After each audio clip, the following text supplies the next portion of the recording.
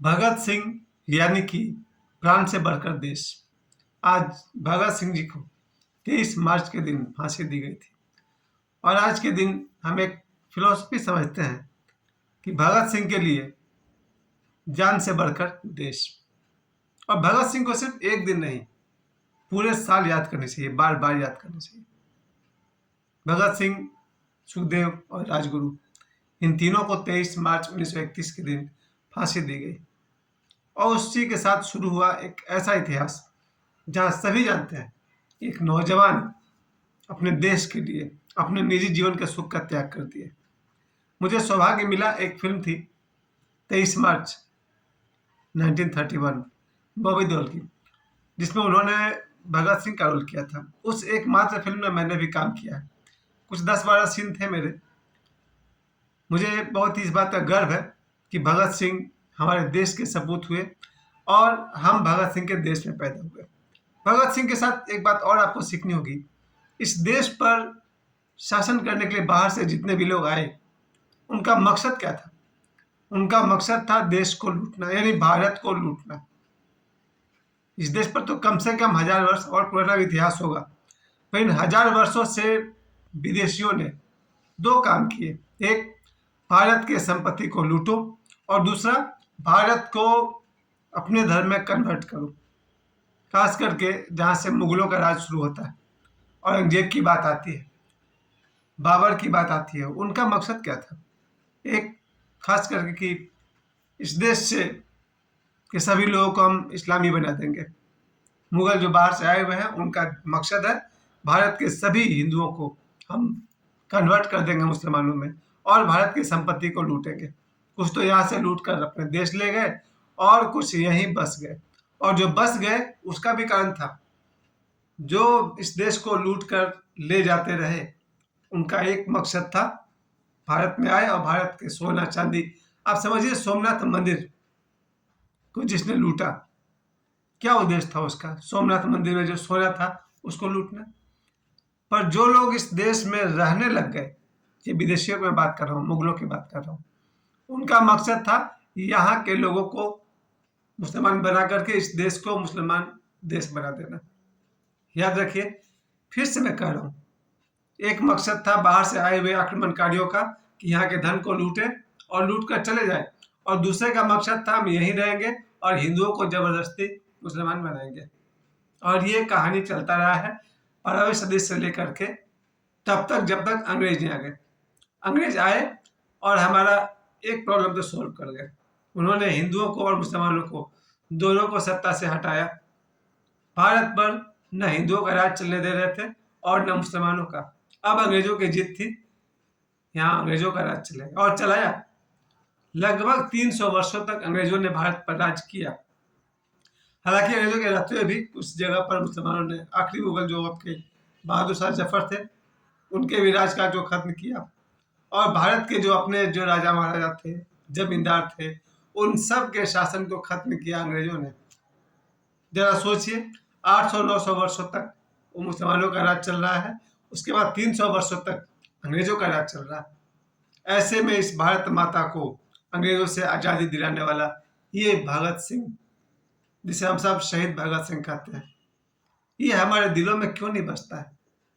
बसाने योग्य है सुभाष चंद्र बोस, भगत सिंह, चंद्रशेखर आजाद, पर हम सुबह से रात तक जिनका नाम लेते रहते हैं, जिन महापुरुषों का नाम लेते रहते हैं, भगत सिंह जी का नाम लेना उन्हें अपने दिल में बसाना है। आज भारत में आप न्यूज चैनल खोलिए और आप देखिए, लोगों को देश से प्यार है कहाँ?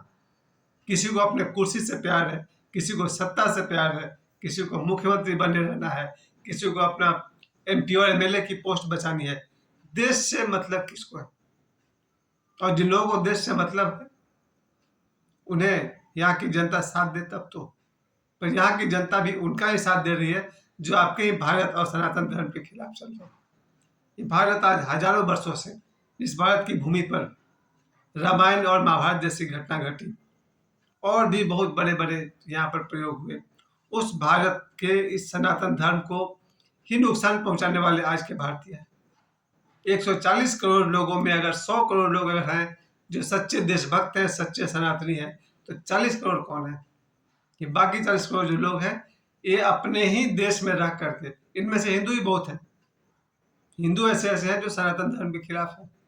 उन्हें अपनी पार्टी की जीत चाहिए, उन्हें अपनी कुर्सी चाहिए, अपना सत्ता चाहिए। देश का क्या हो रहा है उससे उनको कोई मतलब नहीं। भगत सिंह मतलब भारत माता का सपूत।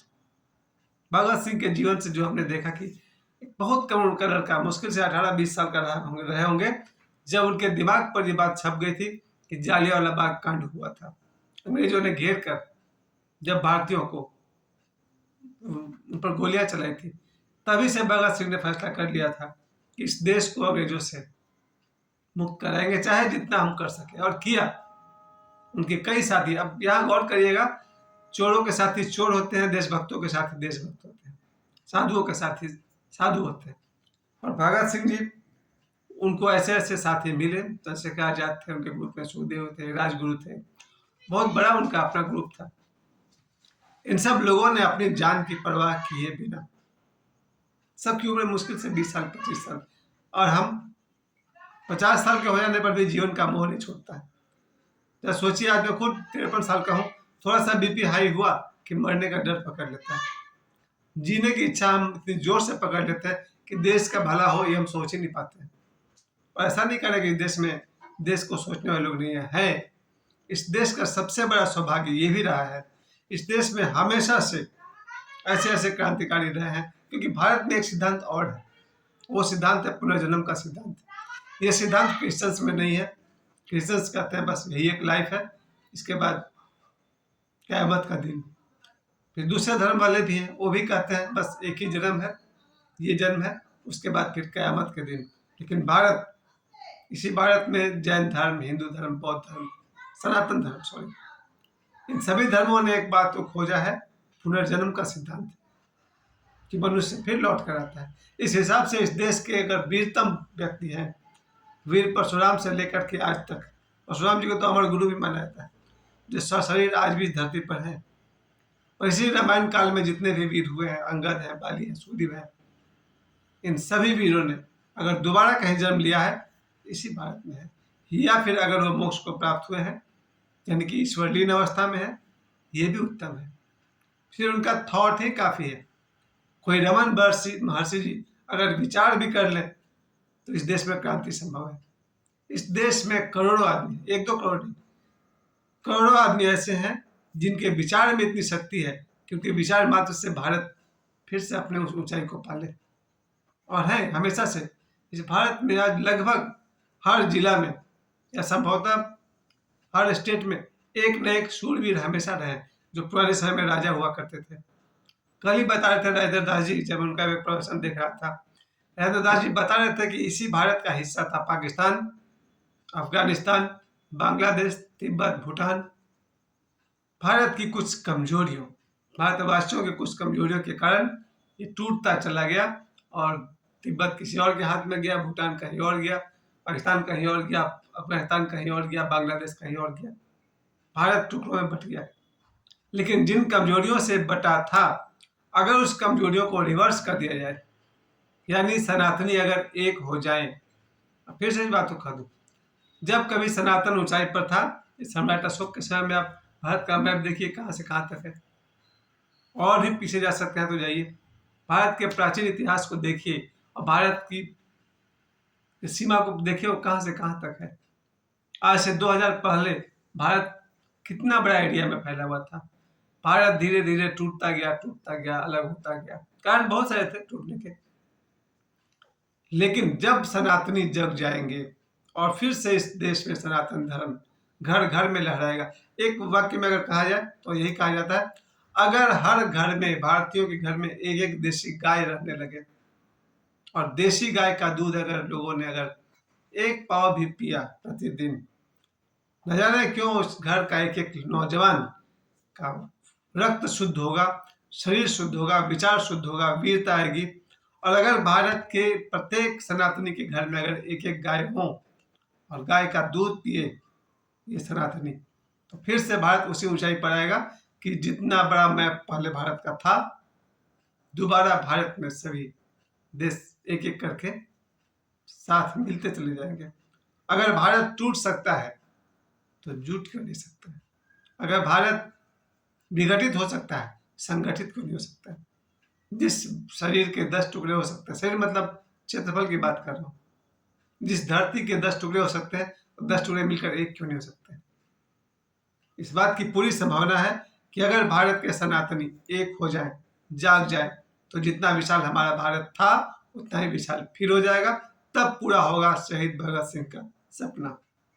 शहीद भगत सिंह को रोज रोज हमें याद करनी चाहिए, अपने दिल में बसाना चाहिए और अपने भारत के लिए जिए, भारत के लिए मरे। जीवन से बड़ा प्यारा हमारा देश भारत। जय हिंद।